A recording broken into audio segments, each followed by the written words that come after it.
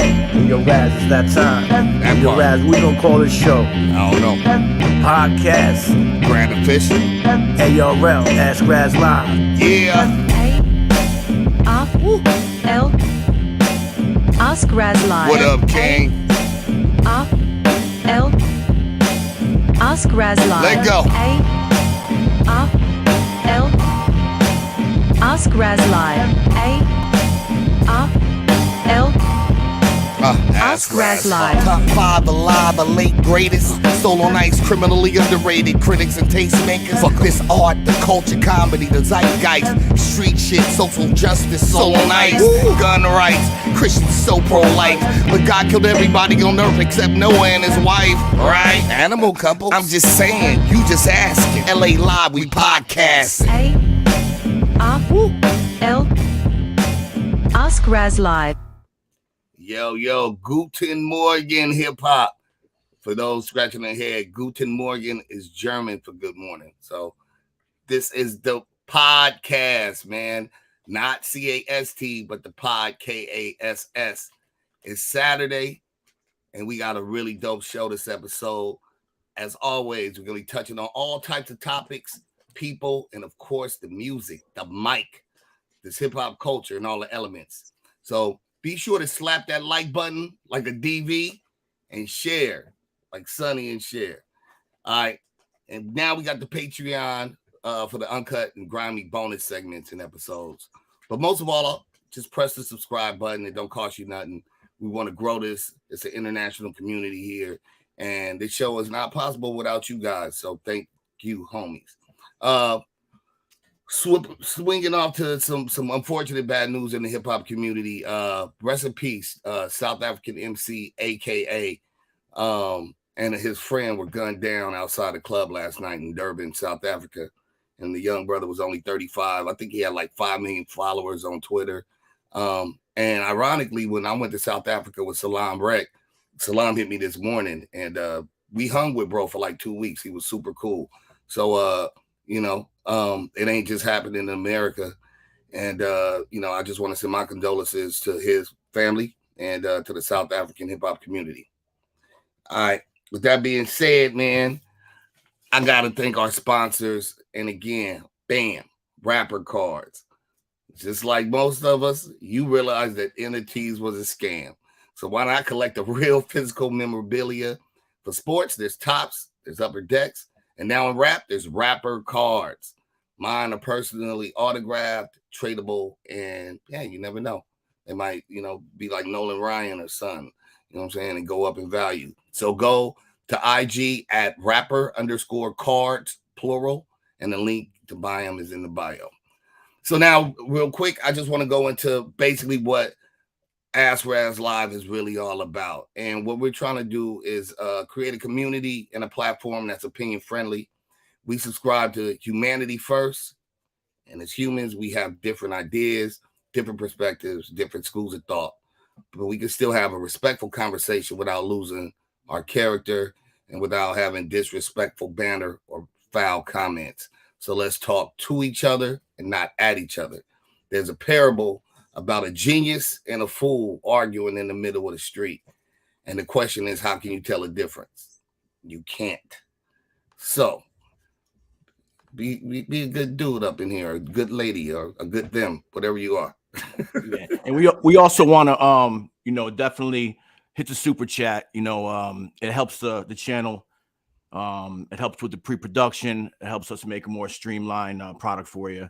So with that being said, we have a special guest tonight. Yeah. Very excited. NFL legend, just a legend in football in general. Well, first of all, is he relevant? I need to know if he's relevant or not. Really, if you talk about me, you can go viral for a day because that's how relevant I am. Oh, okay. He's that relevant. Okay.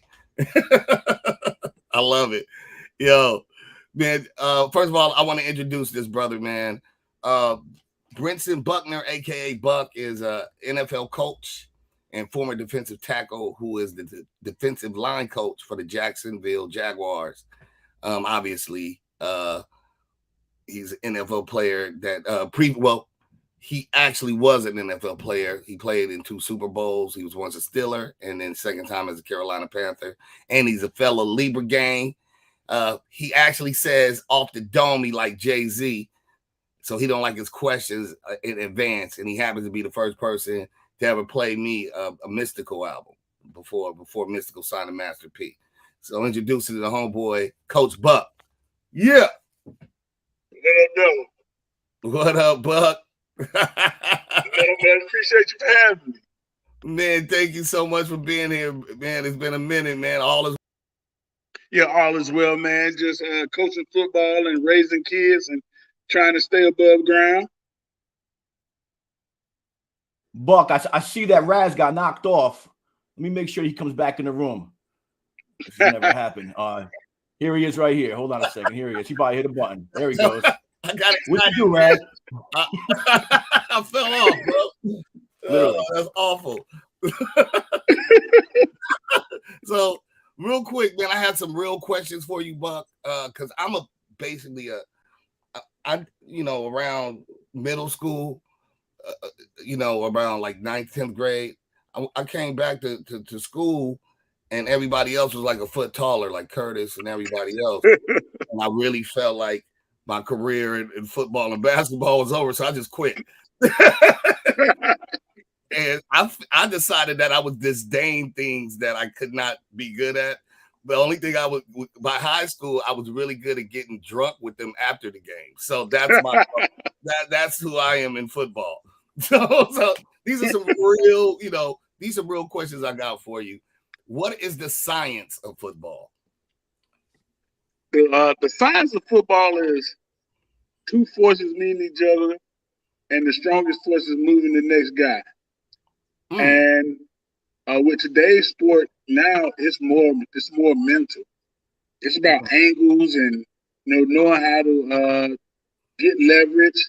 You don't have to be the biggest, fastest, or the strongest. You just got to understand angles, how to get from A to B. They say it used to be a straight line was the fastest way from point A to point B, but in football now you got to find a shortcut. Right. But the science has always been about, man, can I move this guy against his will? That's what I was curious about. I was wondering, like, it's 100 yards by whatever means get there. It's more about angles and all that at this point. It's a thinking man's game as opposed to just brute force. Yes, it's pure thinking man game. It's almost like chess. Really, You always want to stay 2 moves ahead. I know every action that I give you is going to cause you a reaction. So my thing is, if I move left, you're going to move right, which is going to create room for me to go back left 2 more times. So, and that's the main part of it. And the guys who do it the best and who do it the fastest and do it the longest are normally the best players in the league. Bar. Okay. This is a little more into the music part of it. Did you have or do you have a specific song or bar that you ever used as a mantra to psych yourself up, or like a theme song that played on in your brain on the field? Well, when I played, it was so much, going on at the time, with the music scene. I was always DMX. Get at me, dog. Wow. That was one that always got me going. Tupac hit him up early in my career. When we was playing somebody I had a disdain for, being a Pittsburgh Steeler and playing against the Cleveland Browns or the Oakland Raiders. It was Tupac hit him up. Like, I wanted to be as angry as I could, getting on the field. But as my career went on, it became Knuckles You Buck, crunk music. Being from down South Georgia and in Carolina, we used to call ourselves the Kings of Crunk. So it was Knuckles You Buck the whole time on the field, and we played that song in our head. It was in the locker room. We didn't have them playing in the stadium at the time. Wow. All right. Let's see. Well, I think you answered this. We was gonna ask, did you have who was your op, your main rival? But you said it was the Browns when you was at Pittsburgh. Yeah, it was the Browns. It was the Browns when I was at Pittsburgh. when I played for the 49ers, it was the Green Bay Packers. You know, then when I got to Carolina, it was the Tampa Bay Bucks. You know, we couldn't stand the Bucks. More so because they was winning. They had just won the Super Bowl. We wanted to knock them off their porch. So and this depends, you know, graphically where you staying at, geographically where we were playing at. But Carolina, it was the Tampa Bay Bucks. Okay, what about now as a coach over in Jacksonville? And Jacksonville is the Tennessee Titans. Okay. The Tennessee Titans have been destroying the NFC South. I think for the last 6 or 7 years, they was in the AFC South champions. And when you get the job in Jacksonville, the first thing the owner tells you is, we cannot stand the Titans. And this year, fortunately, we was able to knock them off. We was able to win the AFC South by beating the Titans the last game of the year. So we sort of got the upper hand right now. But it's the Tennessee Titans. I thought you was going to say it was the Clearwater Scientologist. No, I'm just kidding. All right, let's see. A favorite career moment. Do you have one? My favorite career moment is probably playing my first Super Bowl my second year in the NFL. You know, wow. Dallas Cowboys versus Pittsburgh Steelers, which was a historic rivalry in itself. And going out there and playing and being the first person introduced, you know, in the Super Bowl when they introduced both teams, while also being the reason why they don't introduce individually no more, because I got bleeped out for cussing all the way out the tunnel. So now they just introduce everybody as a team. So you the reason for that? Yes, that was me. You go back and watch Super Bowl 30, and I'm the first person they introduced, and I cussed all the way out the tunnel. All you heard was beep, beep, beep, beep. The next year, they just started introducing all teams. There was no more individual introductions. Oh, that's awful. And Buck, I remember that Super Bowl. Unfortunately, I'm a Cowboys fan. But I remember you were an integral part of that defense, man. Like I was really, as much as I was a Cowboys fan, I was really rooting for the Steelers to take that Super Bowl, man. You guys fought so hard that season. I mean, you guys overcame so many games that you won that should have been losses, and then you played the Cowboys, and Cowboys, man, and then they won no Super Bowls after that, and they won that one. It was a heartbreaker. But it was a heartbreaker for us because we were the first Pittsburgh franchise, hockey, baseball, or football, to ever lose a championship game. And you know, Dallas was that dynasty. You know, we made the game close. Unfortunately, you know, we had too many turnovers, and Dallas did what great teams do. They found a way to win. But that was a great moment in my NFL, my sports career. Because Super Bowl is the biggest game you can play in football. There's no other game you can play in.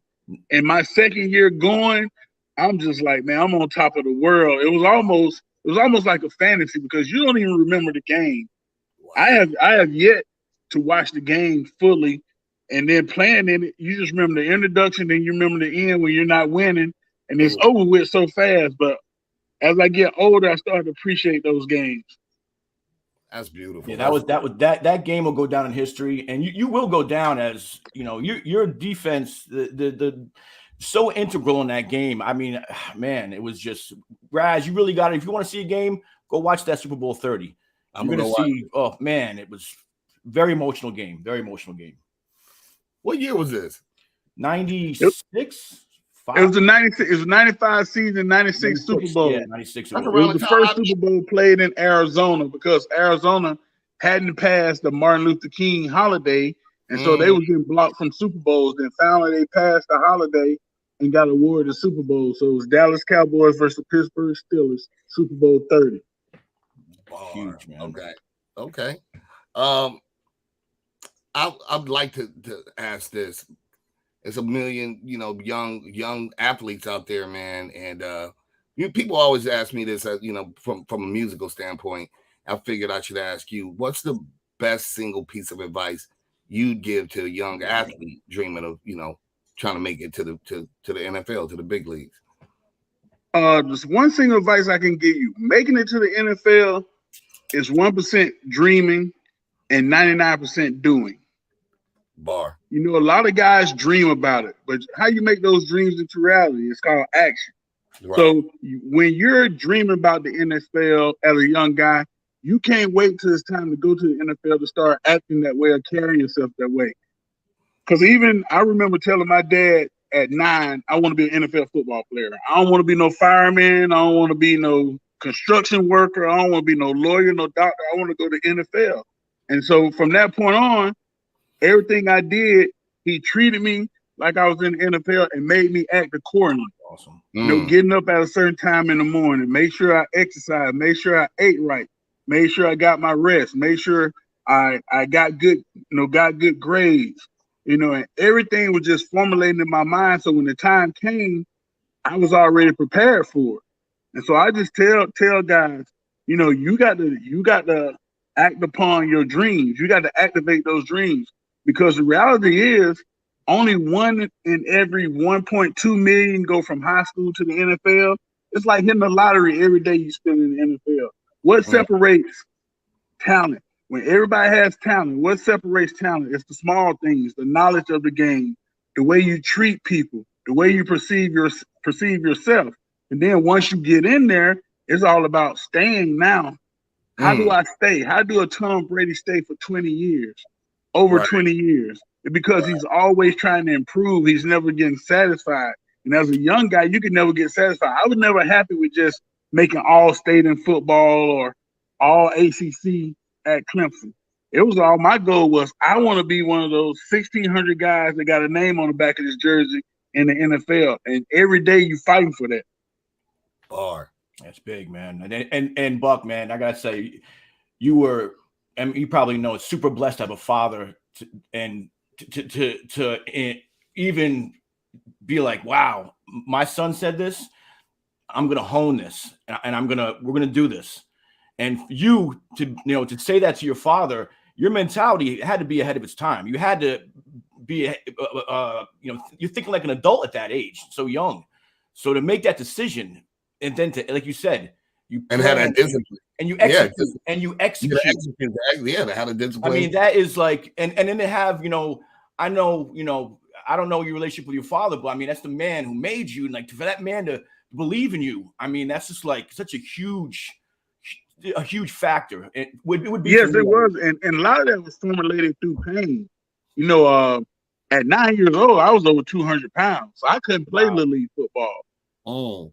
And so my dad would see me cry every year when it was time to go sign up for Pop Warner, and they would say, no, he's too heavy to play. Or finally, when I was 10, it was like, well, he had to play with the 13-year-olds. And my father was like, nah, he's not mature enough. So I had to wait till middle school when there wasn't no weight limit. But from the time I was too big to play and couldn't play, my father trained me every day during football season like I had a game on Saturday. Like, I get home from school, I had to do my homework. All right, let's go to football practice. It'll be me out in the yard, throwing the ball, catching it, playing offensive line, learning how to snap, learning how to kick. And actually, it helped me because once I got a chance to play organized football, I could play every position. Wow. Because I always worked on it. And I'm not the only one. It was kids in my neighborhood, the guys I met in the NFL, who had moms that did it the same way. Right. You know what I mean? They couldn't teach their son. They found people who could. Yeah. And it's just about pushing that dream. And one thing about it, that dream comes with a lot of sacrifice too, because there was a lot of things I couldn't do in high school because I didn't want to get distracted. Right. Everybody, hey man, we're gonna go to the skate center tonight. We're gonna hang out. No, I got to go home because I know at 5 o'clock in the morning, alarm going off. I got to go run these 20 hills. So I got to go flip tires. I know I got to do things. And it was a lot of pushback, but my dad never let me forget that dream. That's awesome. And then he would always tell me when I wanted, like, no, Dad, I'm going to go hang out with the boys. He was like, all your boys not going to the NFL. You told me you wanted to be an NFL player. Wow. And that would always snap me back into reality. So Buck, let me ask you, I when I talk to people that I consider to be successful, and I look at you as someone who achieved success at the highest level you can of the sport. I mean, obviously. I mean, I always ask, did you have a mentor? Was your father your mentor? did you find another mentor after you got in the NFL? Was there a mentor in your life when you were going through these chambers of success?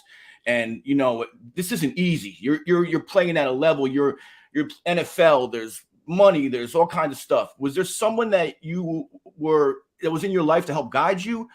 Was it your father? Was it someone else? I always say this. I always feel like I was blessed, and I always say that blessings and guardian angels are put in your life, and they're not these big people that come down with wings and sit on your shoulder and tell you things. There's always people who continue to guide you to your destiny, your purpose in life. I remember the last time, like I told you, when I was too big to play football, and I was sitting on the curb in front of our apartment complex crying. And I remember this guy pulling up, and he asked my dad, what's the matter with your son? He's like, well, he just found out that he's too big again to play football. And I remember the guy looking at me when I was 9 and saying, don't worry, one day they're going to pay you to play football. Wow. Well, I'm at 9 years old. I get to high school and find out that guy was my high school coach. Wow. You know what I'm saying? So I always had people along the way that always just kept me going and kept me driving. Even when I got in the NFL, I met Raz, your homeboy Kurt, in like 1995. And seeing what y'all was doing with the music and then the work and the dedication it took, I always try to equate those type of experiences to what I'm going through in football.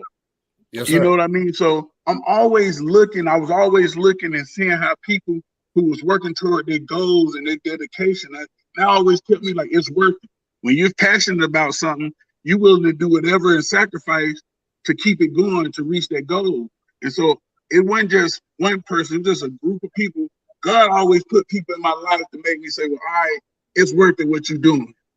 Yes. And I continue to do it. And I was blessed to do it for 13 years. And you said something important. You said, I had to do whatever it takes. But I think there's a difference from how you do it and how Raz does it and how a lot of people do it. You guys kept your integrity. You kept your respect. Again, a lot of people, they don't keep their integrity. They don't keep respect. They will, do some foul stuff in order to get where they need to go. And, we see that hard work, a proper plan and execution pays off. And, again, Buck, your resume is amazing. I mean, it's like I'm looking at your Wikipedia page and I'm like, damn, I forgot he was in this. I forgot he did this.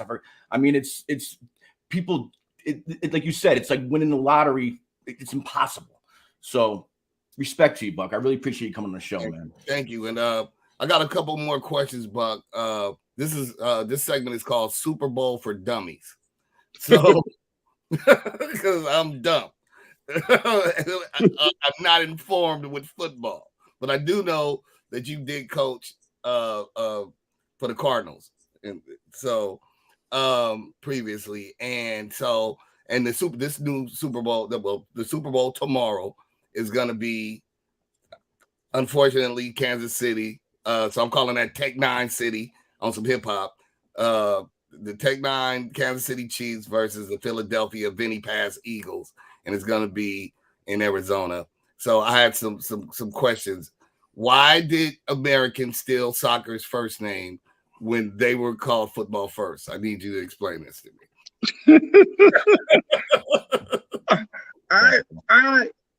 I think it started off, soccer, but it wasn't. Football was built on violence, and soccer wasn't a violent sport. But if you look at the history of football, they used their foot more though. You stole it from them. We didn't steal it. We just made it better. Factual. We just made it better. Nothing but the sun is new. I think, like Americans always do, we take something, put our own little twist on it, just to say it was ours. Right? Yeah, that part. Okay. Now this is the first time in the history of the NFL that two brothers starting quarterbacks are meeting head to head. Super Bowl 57. So that's Jason and Travis Kelce. Is it Kels or Kelsey? My question is, which you're probably not going to answer, is which Kels brother will be hungover from turning up the night before? if I had to be a bad guy, the center would be hungover for turn up night because he a wild boy. Offensive linemen march to the beat of their own drum. You know what I mean? They do little things out of the ordinary, but I think in this Super Bowl, everybody's so locked down right now. It's the biggest show. It's the biggest show in the world.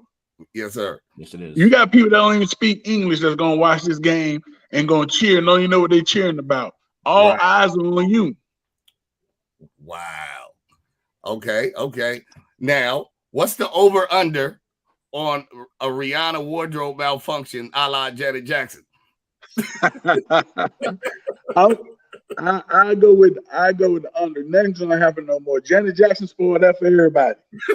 Okay. She spoiled it. And you know what? I was in that Super Bowl when that happened. I was in Houston. That was my second Super Bowl. Wow. Super Bowl 38 versus New England Patriots.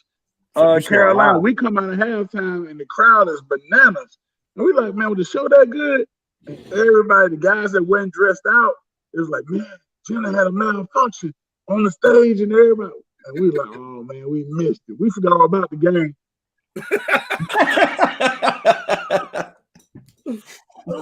Okay, all right. Just a couple more. Let's see. What's the best soul food spot in Phoenix or in that area?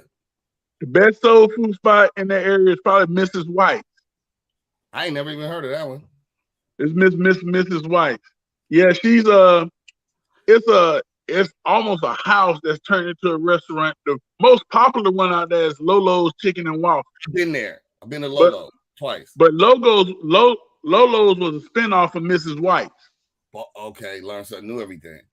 Okay. All right. Buck, who'd you look up to when you were young as players? Like what players did you look up to? Players I looked up to or coaches. I looked up to Mean Joe Green.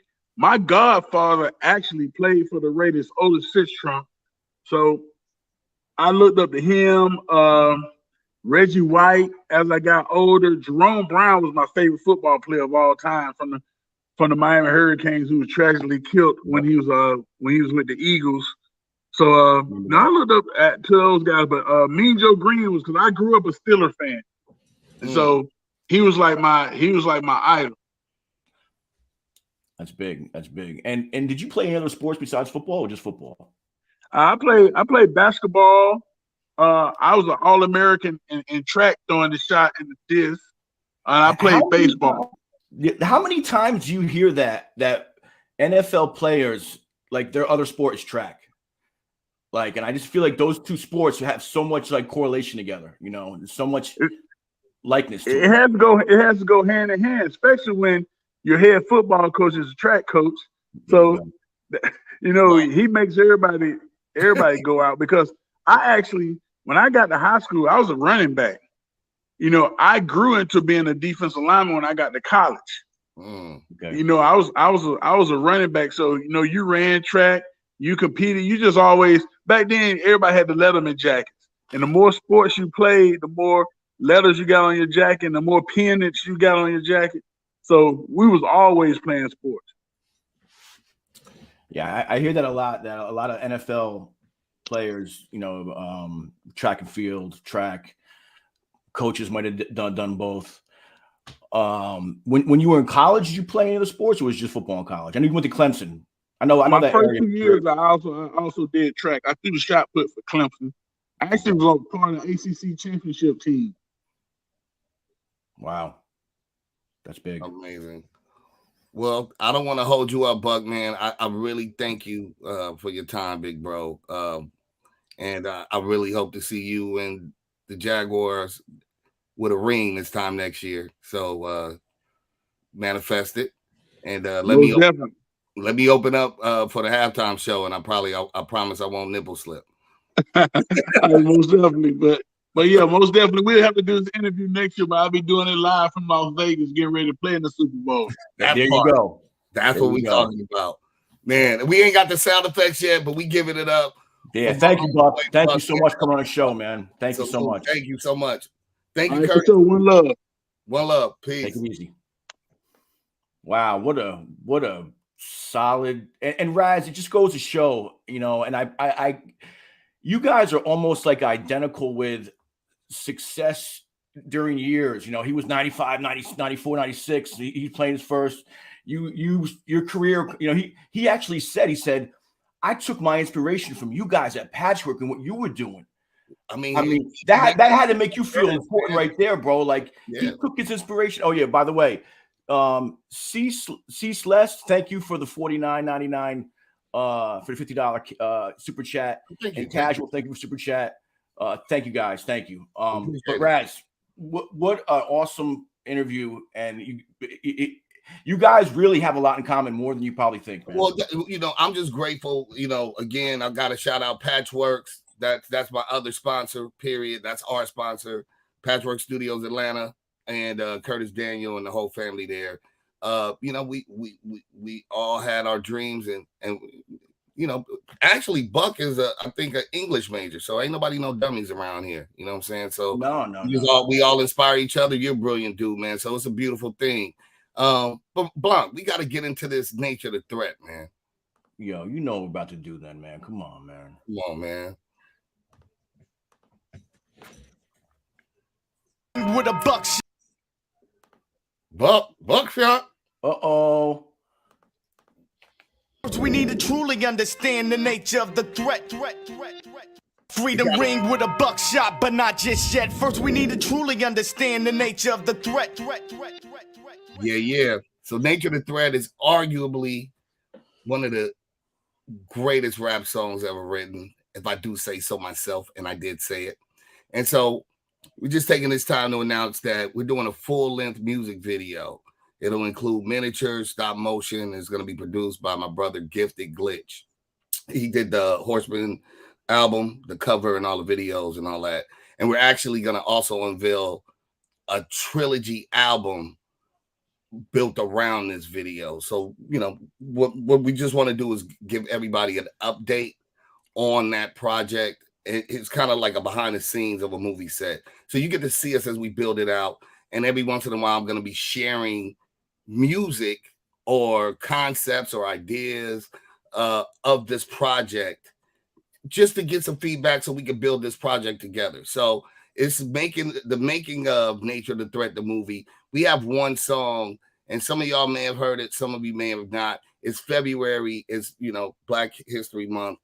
This song is called MLK Day, and we wanted to share this with y'all, and then we'll get right back to it. So, Blanc, you want to let them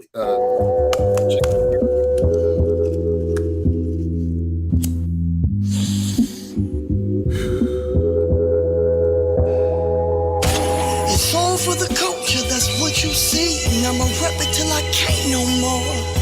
No matter where you go, when you best believe, you gotta feel it in your soul for sure. I wonder what cats was thinking April 3rd, 1968, day before King's murder occurred. Probably optimistic, thinking about driving down to Memphis. Now they name a street after him in low-income districts. Not being negative, I'm realistic. Speaking logistics, in the process of keeping my wrist lit. To modern urban philosopher, rappers either make believe kingpins or they gossipers. To devil-traded polo shirts for swastikas. Co-opted the cops, adopted the moniker of evangelical Christians. Same Christians, 1960s bombed churches and did the lynchings. Guess religion contradicting heaven, cause terrorism homegrown and these radicals got a reverend. What is black steel? It's that black mother with a back peel. From whips cracking the flesh on a vast field. Picking cotton, yeah, that yield, just so she could survive to protect the babies. Is that real? Black steel, the murder weapon in the hood where blacks kill one another. See, every brother ain't a brother. Am I supposed to bleach my skin by blue contacts like Sammy Sosa? Sister stripping racist chat rooms, that cat is Doja. Told ya, self-hate is that ill. But you can change your genetics, family, you black still. MLK Day. MLK Day. MLK Day. MLK Day. I don't know what you've been told, but we've been down for the fight, my friend. March and roll, stay on your toes, cause we gon' celebrate this day on here. It's all for the culture, that's what you see. And I'ma rep it till I can't no more.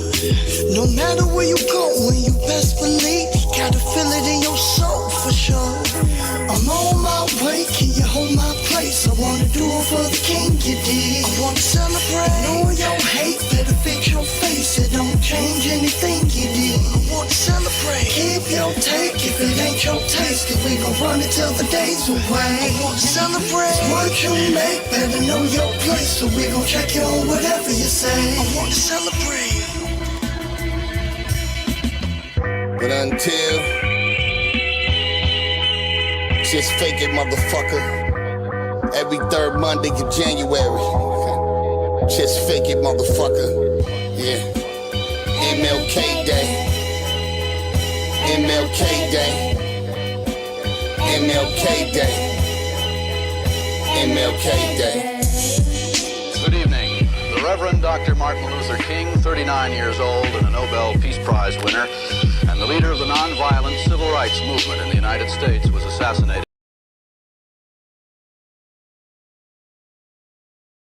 Featuring my man Eric J. He's from DMV and Green Lanterns artist. So he's ill. He's actually a guitarist and a singer. And mixed by my man Kilroy in Arizona out there right now with Yuck Mouth. And a few other, Baby Bash and a few other people. So I know they're out there having a great time. But I wanted to bring up some commentary since we're on this nature of the threat. So the House GOP yesterday, they banned the DC mayor, who happens to be a black woman. Her name is Muriel Bowser, from the House floor. And so it's not really about the lady or the color of her skin. What it made me think about was that America's whole rebellion from Britain was about no taxation, no representation.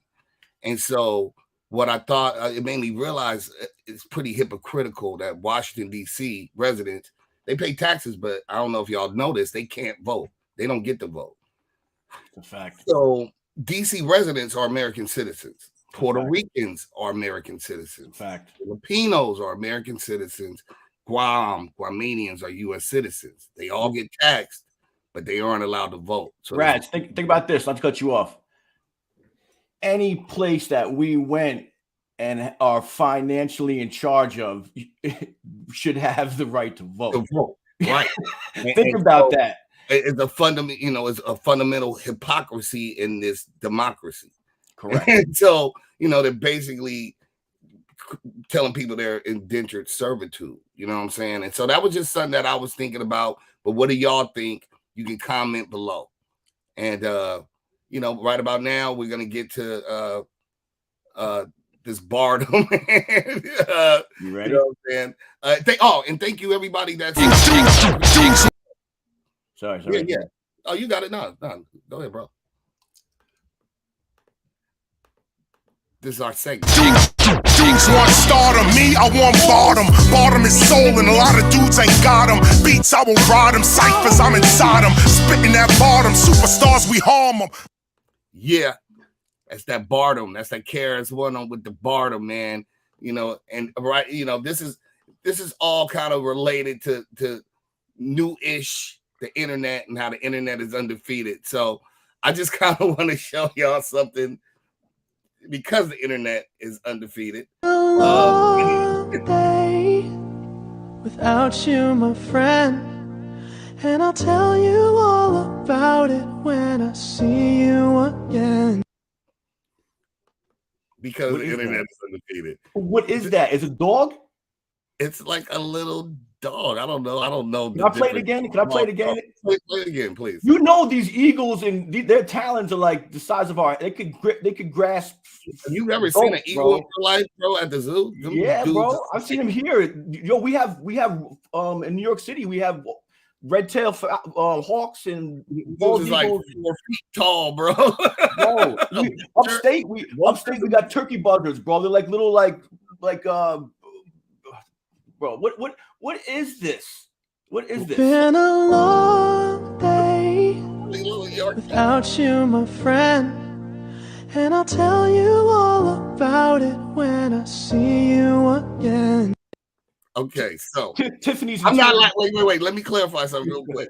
I'm not laughing at what's happening to the dog. No, of course not. It's sad enough. It's nature though, and that's my question was, you know, and the music, man, because the internet is undefeated. The internet is cruel, man. It's like a beautiful, wild jungle. So you might look at the smell of plant, and the plant eats you. That's what the internet is. And so I just saw this, and I was like, the internet is cruel, but it's super funny. Not laughing at the dog though. I'm laughing at the theme music underneath. So my question was nature versus nurture. We invade nature. We build houses. You know, we don't ask the ant for permission. You know, we'll move a whole mountain. You know what I'm saying? Like we do a lot to the earth. I'm not a tree hugger by any stretch of the imagination, but you know, we grafted these. You know, we grafted dogs. We took wolves and we kept breeding certain traits, and we created dogs. And dogs helped us out a lot. We grafted more than dogs, of course. But with that being said, once we started grafting little bitty dogs that can't give birth, and we invaded nature, like out here, the coyotes be tearing them up, like tearing the dogs up. You know what I'm saying? Like, is it our fault? Because that little Yorkie was kind of relaxed, whatever that dog. And Raz, can I say something real quick? You know, Gaunt's a dog trainer. Mm-hmm. And you know, one of the biggest things that I hear is I don't know if you know, there's a breed in New York City that everybody has. It's called Snickerdoodle. It's just like I've heard of it. Okay, so they're bred in Pennsylvania by the Amish. Okay. These animals are so inbred that by the time these trainers go to train them, there's so many.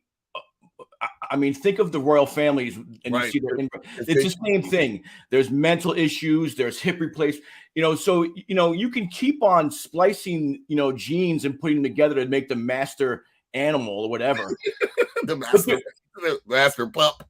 Right, but there's always going to be a cause and effect. Think about it. Even with weed now, like you have all these strains that have, you know, they're high GMO. And I'll tell you something about, you know, these strains. There's they call it Langer strains. There's strains that were never spliced. There's Hayes, there's Afghan, they're from certain parts of the world. Those strains you could smoke, and just from my experience, and you'll get high over and over again. These new strains you'll smoke, you'll get super high once. Within a week, you're not getting high again. There's always a cause and effect to making the super, you know, product with splicing. Same thing with our fruits, our vegetables, everything. You know, you got these great big fruits.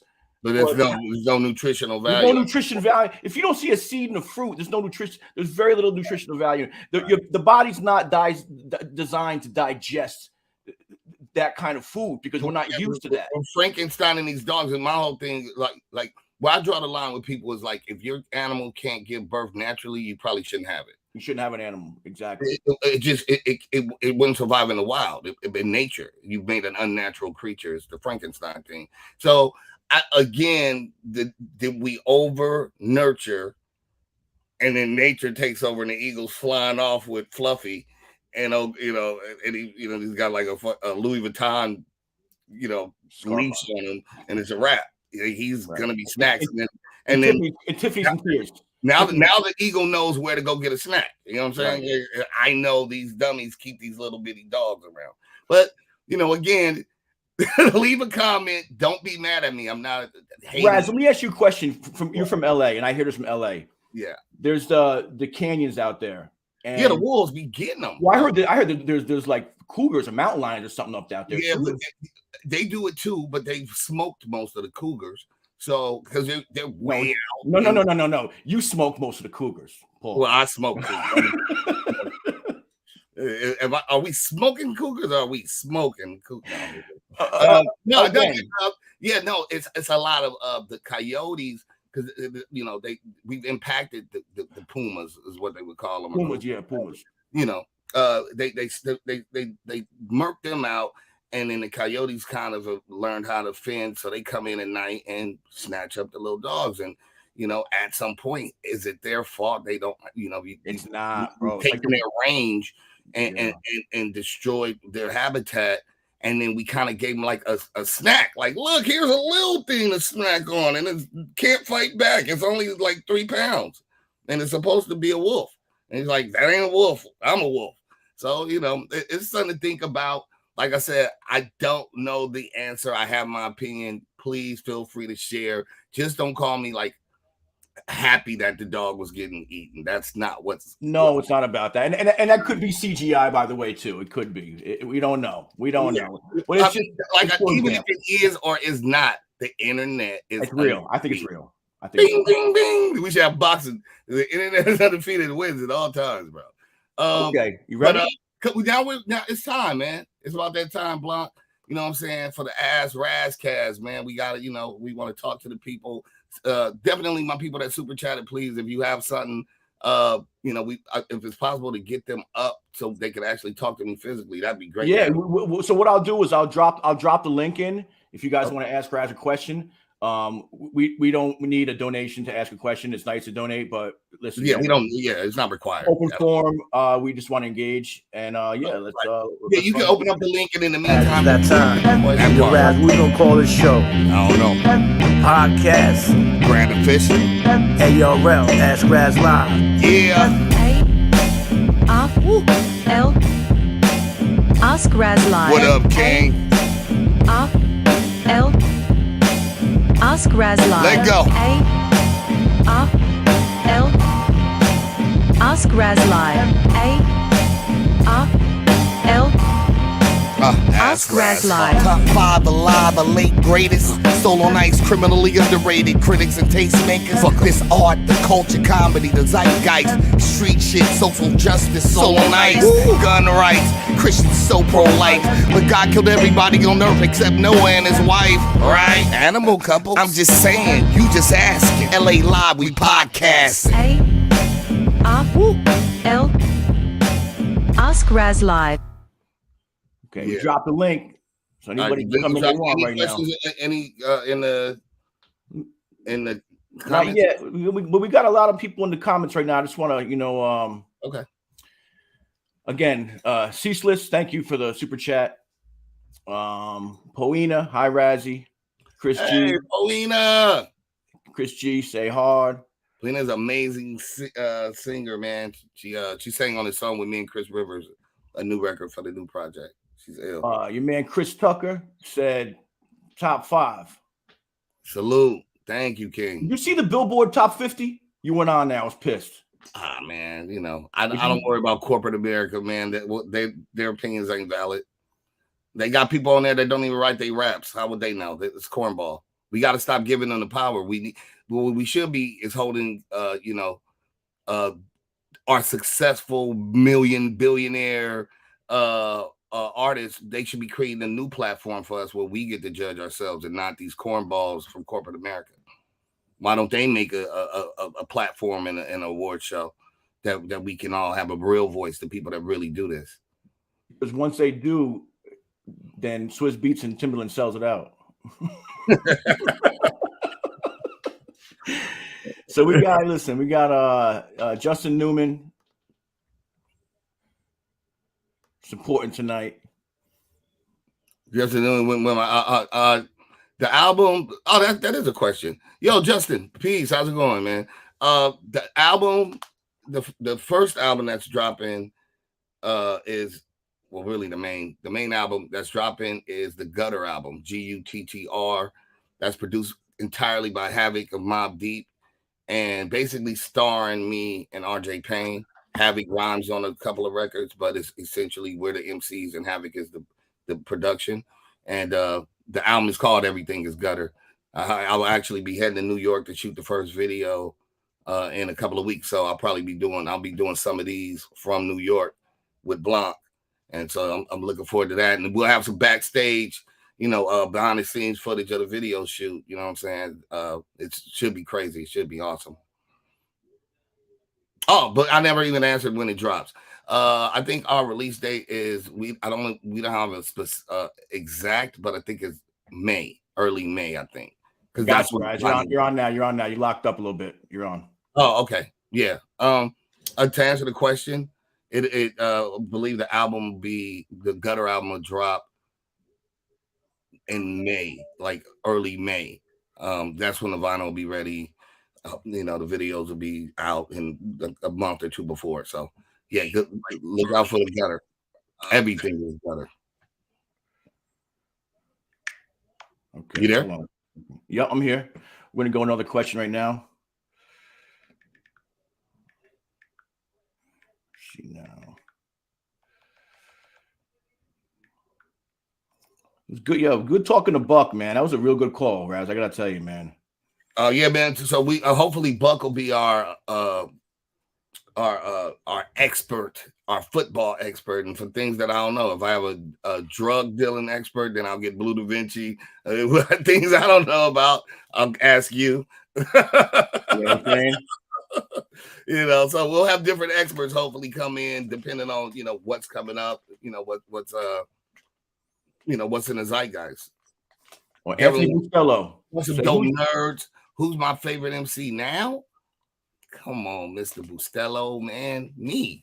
No, I'm just kidding. My favorite MC now. I never really have I mean, you know, my favorite rapper of all time is KRS-One. My favorite lyricist is probably Nas. My favorite businessman in rap is probably Jay-Z. But it's so many other people that, you know, I'm just, you know, totally amazed by and think they, you know, they bring so much to the culture. So yeah, I hope that answered it. Just anybody dope, man. When I hear a dope song, I tend to play it over and over, analyzing why I like it. Like, and so anybody that can get me to do that is in my favorites list. Okay, that's good. That's good. Because, and also too, you know, your sons. I mean, that's your. Yeah, I mean, I didn't want to make that. I mean, yeah, but I know that I just know how you speak of them. You know, so yeah, I'm very impressed. I think they all, you know, the old Coach Contra, they rocking. Who would I like to work with in the future? Hey, man, that's a good question. Thanks, Sticks and Stones. Me right now, I'd like to do this song. There's certain artists that because of politics or whatnot, or somebody's less successful, they haven't been able to work with. I'd like to put. I just want one song. I might as well just get it out the way. Put Eminem, put Nas, put Jay-Z, put Rakim. That's the God MC. Put J. Cole. Put Royce. Put Crooked Eye, put me on the record. There's some people I'm forgetting, and let's go after it. You know what I'm saying? Let's start and see who get busy. That's dope. I like that. Okay. Block, you have more information on this than I do. I think that the Eagles are gonna win. So what is it? Kansas City and the Eagles. Yeah. And they're playing in Arizona. Yeah. I'm an East Coast guy. I mean, listen, I just like the Eagles. I'm NFC. They're not called the Eagles for one. They're called the Vinny Pazes versus the Vinny Pazes versus. I call them the Beanie Seagulls. I call them the Beanie Seagulls. Okay. The Beanie Seagull Eagles. The freeways versus the Tech Nines, man. Tech Nines. We keeping this hip hop. You know what I'm saying? These teams, we're gonna go whatever city, somebody representing the city with the bars.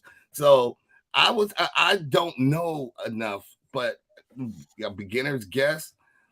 I would say I'm gonna lean towards the Eagles only because it's cold, it's harsh, and they come into LA. I mean LA, they come to the West, and it's gonna be warm, and they gonna really thrive because of that weather difference. I think. I mean, again, something. This is the tinfoil hat in me. I just don't trust the NFL officials, and I feel like sometimes some of these games are just a little assisted. But again, if I were to go pound for pound, I would go Eagles. But again, like they say, any given Sunday, your man Buck just said it, man. Like anything can happen, and that's what makes the sport. And there's a dude. I want to elaborate on this real quick. I gotta find this guy, scientist. He's amazing scientist. He did an experiment called the Human Zoo. He did this other experiment where he was wondering why sports were so big. He was like, I saw these grown men flipping over stadiums over a ball. And he actually integrated himself and became a soccer coach to learn about the psychology behind sport. And what he said was most humans were innately programmed to go out and hunt and bring back a trophy, and then we celebrate. And in Western society, we've kind of lost that. We're sitting on our couch, 12-pack of Bud, whatever. So we vicariously live through, another man throwing a ball around with tights on. Well, I'm with you on there, but I would have even went just more simple than that. We are, we gladiators, whatever. Right. Right.